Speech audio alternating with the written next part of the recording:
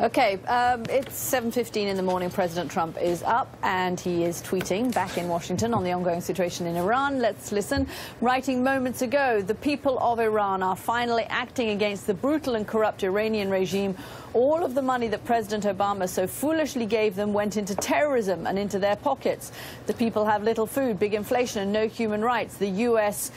is watching. Ayman, does the president have a point here that the sanctions relief that was given through the Iran nuclear deal doesn't seem to have filtered down to the people on the streets of Iran? Is that because it hasn't filtered down yet and it will do, and we just need to give it more time? Or is it just that it's being diverted into military programs and Syria, for example? Yeah, I mean, I think it's a blend of both. I mean, there's no doubt that Iran has been engaged in costly endeavors, both in Syria, it obviously supports... And in Yemen. In Yemen, it supports Hezbollah in Lebanon. All of that is a drain on the resources of the state. And that's why, as we were hearing there, some of the protesters saying they want to see some of those resources stay in Iran. And interestingly, when you look at the demographics of some of these protesters, this is not necessarily the middle class of Iran that's protesting. I mean, millions of people went and voted for Rouhani just a couple months ago. What you're seeing in the demographics of these protesters is that it's more of the working class, perhaps the more poorer Iranians. And so that's why these grievances of